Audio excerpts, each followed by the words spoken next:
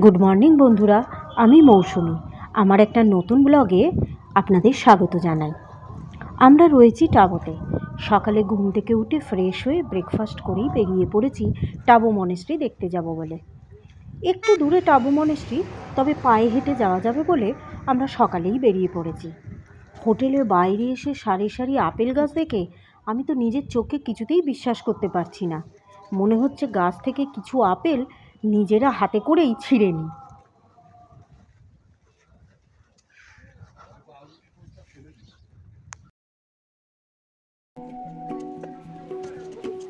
গ্রামের আঁকাবাঁকা পথ ধরে হাঁটতে হাঁটতে আমরা সবাই চলে এসেছি এই মনেস্ট্রিতে। এসে দেখি পুরো মাটির তৈরি মনেস্ট্রিটি। 10,700 ফিট উঁচুতে হিমাচল ও লাহুল ডিস্ট্রিক্টের স্পিটি ভ্যালিতে এই মনেস্ট্রিটি অবস্থিত। প্রায় 1000 বছরের পুরনো কিন্তু এই মনেস্ট্রিটি। এখানকার লোকেদের সাথে কথা বলে জানতে পারলাম যে এখানে সেরকম বৃষ্টি হয় না, হলেও ওই 8 ঘন্টার মতো হয়। তাই মাটির তৈরি হলেও মনেস্ট্রিটি সেভাবে ক্ষতিগ্রস্ত হয় না। আরও জানতে পারলাম যে মনেস্ট্রিটি খোলে সকাল 9টায় এবং বন্ধ হয় বিকেল 5টায়।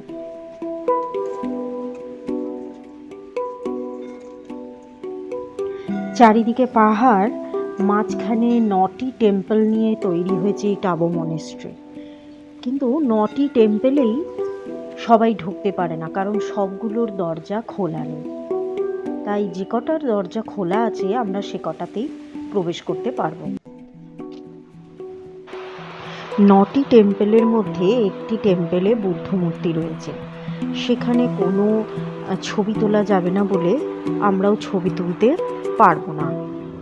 কিন্তু আমরা এই মনেস্ট্রি ঘুরলাম প্রায় 1 ঘন্টার মতো। মনে হলো পৃথিবীর কোনো জায়গার সাথে আমাদের কোনো যোগাযোগ নেই, এত নিস্তব্ধ এই মনেস্ট্রিতে। এবার আমরা এখান থেকে বেরিয়ে যাব। এবার যাব আমরা ধনকর মনেস্ট্রি।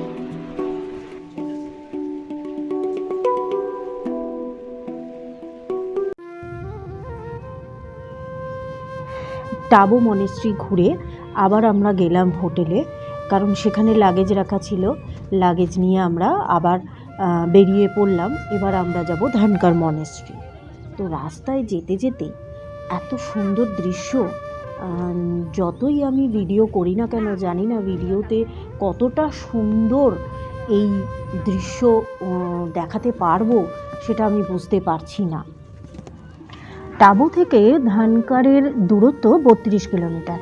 সময় লাগে 1 ঘন্টা 15 মিনিট থেকে 1.5 ঘন্টার মধ্যে। আমাদের ট্যুর প্ল্যানটা আগে আপনাদেরকে আর একবার বলে দিই। আমরা প্রথম দিন ছিলাম নারকান্দা, তারপর নারকান্দা সাইট সিন করে সেকেন্ড দিন আমরা ছিলাম কল্পা। কল্পাতেও আমরা একদিন ছিলাম। তারপর কল্পা থেকে আমরা বেরিয়ে নাকো ভিলেজ, লেক এবং নাকো মনেস্ট্রি দেখে আমরা এসেছিলাম টাবো। টাবোতে আমরা একদিন ছিলাম এবং এই টাবো মনেস্ট্রি ঘুরে আজ আমরা যাচ্ছি কাজা। কাজাতে কিন্তু আমরা 2 দিন থাকবো।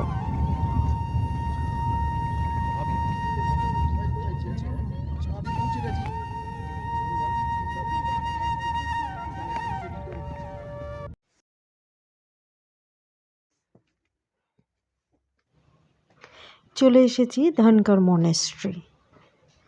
12,800 ফুট উঁচুতে এই মনেস্ট্রি থেকে বাইরের ভিউ অসাধারণ। পৃথিবীর সবচেয়ে উঁচু ও পুরনো মনেস্ট্রির মধ্যে এটি একটি মনেস্ট্রি। স্পিটি ভ্যালির সবচেয়ে উঁচুতে তৈরি হয়েছে ধনকর মনেস্ট্রি। এই রাস্তা ধরে সোজা আমরা হেঁটে আসছি। স্পিটিতে এই যে পাহাড়গুলো দেখছেন, এর ওপরগুলো সরু সরু ছুঁচলো মতো, কারণ যে ধরনের হাওয়া বয়ে যায় তার সাথে প্রচুর বালি উড়ে যায় এবং এই বালির সাথে বহু বছর ধরে পাহাড়ের ওপর পোর্শনে ঘষা লেগে লেগে পাহাড়গুলো সব সরু সরু মতো। স্পিটিতে ঘুরতে এলে নাকোর পরে যতই আমরা ওপরে উঠতে থাকবো দেখবেন আমাদের সাথে কিন্তু গাছ আর নেই। আস্তে আস্তে গাছকে আর দেখা যায় না, শুধুই পাহাড় আর পাহাড়। আমরা ভেতরে ঢুকে দেখলাম ছোট ছোট কেভের মতো রুম, যেখানে লামারা মেডিটেশন করেন। আমরা বেশ কিছুক্ষণ বসার সুযোগ পেলাম। সবার থেকে অনেক দূরে, যেখানে শুধু হাওয়া বইছে, পাহাড়ের খাদের পাশে সেই মনিস্ট্রিতে দাঁড়িয়ে সেই জায়গাটাকে ঘুরে ঘুরে আমরা স্মৃতির পাতায় খোদাই করে নিলাম। জানি না আর কখনো আসার সুযোগ হবে কি না, তাই স্মৃতির পাতায় রেখে দিলাম। এই ধনকর মনিস্ট্রির ওপরে দাঁড়িয়ে পুরো স্পিটি ভ্যালিকে 360 ডিগ্রি ভিউজে দেখা যায়। অসাধারণ ভিউজ, অসাধারণ।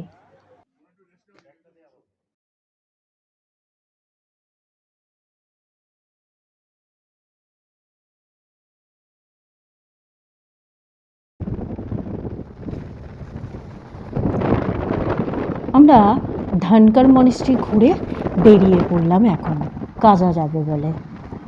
আমরা এতক্ষণ ছিলাম 12,700 ফিট উঁচু ধনকর মনিস্ট্রিতে। এখন আমরা যাব কাজা। কাজার উচ্চতা হচ্ছে 11,800 ফুট উঁচু। ঠান্ডা কিন্তু অবশ্যই এখানে বেশি। আপনারা বুঝতেই পাচ্ছেন এই হাইটে ঠান্ডা কীরকম হতে পারে। কাজার টেম্পারেচার রাত্রে মাইনাসে নেমে যায়। আপনারা যারা স্পিটিতে আসার প্ল্যান করছেন বা আগামী দিনে করবেন, তারা অবশ্যই মাইনাসে পরার জ্যাকেট ক্যারি করবেন।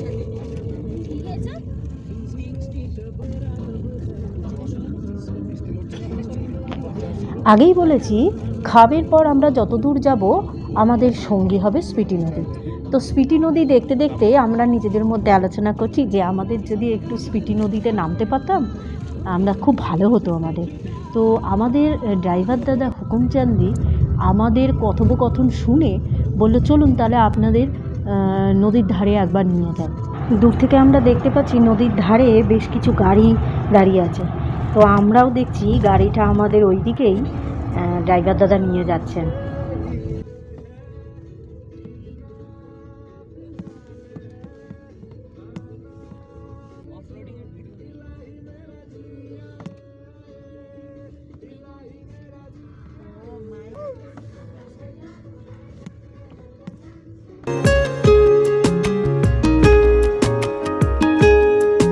ओ करम खुदाया है तुझे मुझसे मिलाया है, तुझ पे मर के ही तो मुझे जीना आया है। ओ तेरे संग यारा खुश रंग बहारा, तू रात दीवानी मैं जर्द सितारा।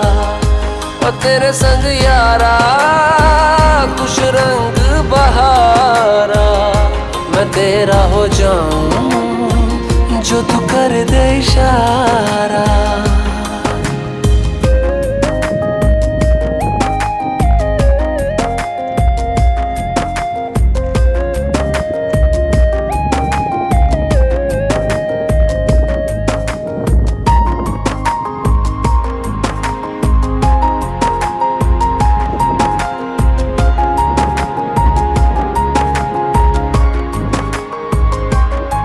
कहीं किसी भी गली में जाऊं मैं, तेरी खुशबू से टकराऊं मैं। हर रात जो आता है मुझे वो ख्वाब तू, तेरा मेरा मिलना दस्तूर है।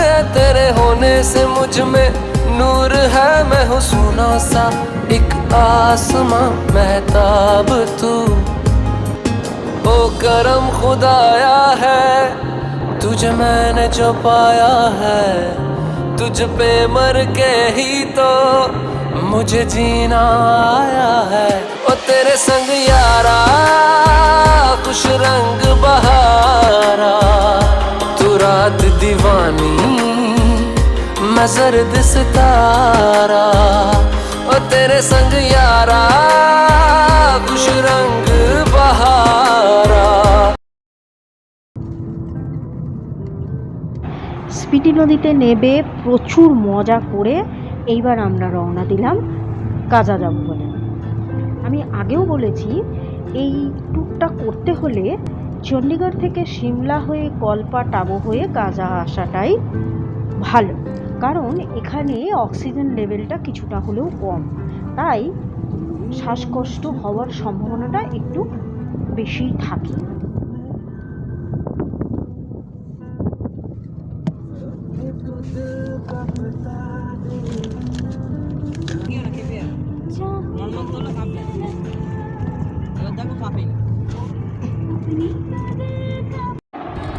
আমরা কাজায় চলে এসেছি। হোটেলে ঢুকেই লাগেজটা রেখেই আমরা আগে লাঞ্চ করতে বেরোবো।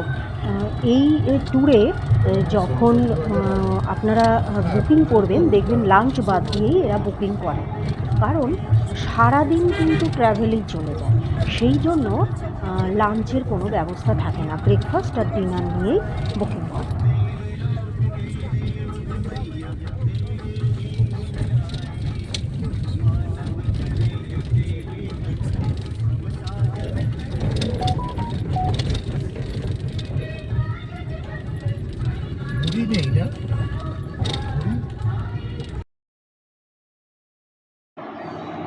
আমরা হোটেলে এসে লাগেজ রেখে আমরা বেরিয়ে যাচ্ছি লাঞ্চ করতে। তো আমার বোন আর বোনজি বললো যে ওরা খুব টায়ার্ড, ওরা যাবে না, তো আমরা খেয়ে ওদের জন্য খাবার নিয়ে ফিরব। আমরা কাজায় রয়েছি গ্রিনতারা মাড হাউসে। পুরো হোমস্টেটাই কিন্তু মাটির তৈরি। শীতকালে কাজার টেম্পারেচার -30 অবধি নেমে যায়, তখন এই বাইরের প্রচণ্ড ঠান্ডা এই মাড হাউসের ভেতরে প্রবেশ করতে পারে না। চলুন আমরা তাহলে বেরিয়ে পড়েছি লাঞ্চ করতে। এই যে দূরে রাস্তাটা ওইদিকে দেখছেন, ওই রাস্তাটা ধরেই আমরা কাজা মার্কেটে লাঞ্চ করতে যাব।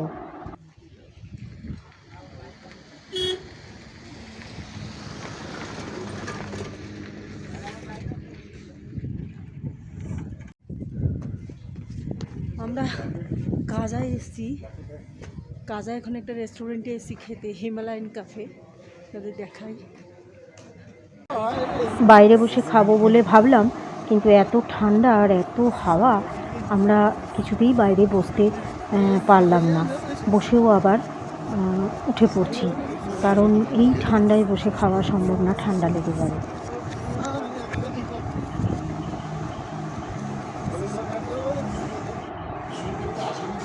ভেতরে এসে বসে আমরা চাইনিজ অর্ডার করলাম, আমরা নিজেরাও খাবো এবং ওদের জন্য খাবারটা নিয়ে ফিরব।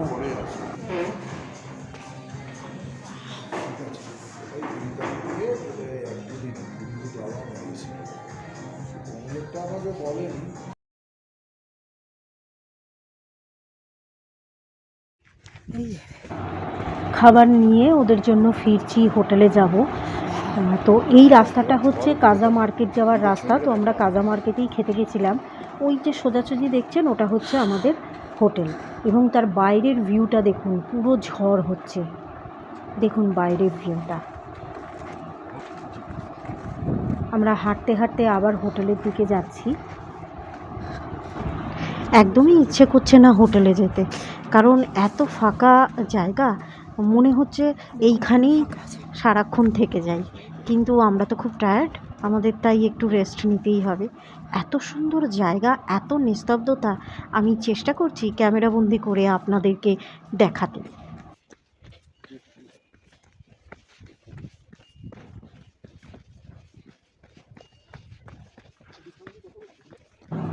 হোটেলে গিয়ে এবার আমরা ফ্রেশ হয়ে রেস্ট নেব। সেই সকালে বেরিয়েছি, খুব টায়ার্ড। আমরা কাজায় এসে লাঞ্চ করতে চলে গেছিলাম, আপনারা তো দেখলেনই। কাল আমরা কাজার সাইট সিন করতে বেরোবো। আমরা প্রথমে যাব লাংজা, তারপর যাব কমেট, যেখানে থাকবে ওয়ার্ল্ডের হাইয়েস্ট রেস্টুরেন্ট এবং হাইয়েস্ট মনেস্ট্রি। এই সব তথ্য নিয়ে দেখা হবে আপনাদের সাথে আমার নেক্সট ব্লগে, যেখানে থাকবে কাজার কিছু সুন্দর মুহূর্ত। কাজায় আমরা আজও আগামীকাল থাকব এবং যতটা সম্ভব কাজা আমরা ঘুরে নেব।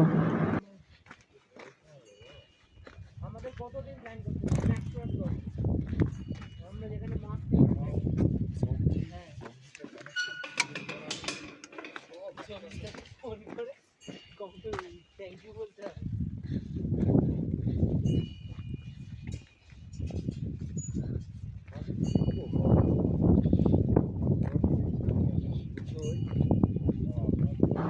আপনাদের সাথে গল্প করতে করতে হোটেলের সামনে চলে এসেছি। ওই যে দূরে রাস্তাটা দেখছেন, ওইটা দিয়েই কিন্তু আমরা কাঁচা মার্কেটে খেতে গেছিলাম। আজ তাহলে এখানেই শেষ করছি। আপনারা ভালো থাকবেন, অবশ্যই নিজেদের সুস্থ রাখবেন।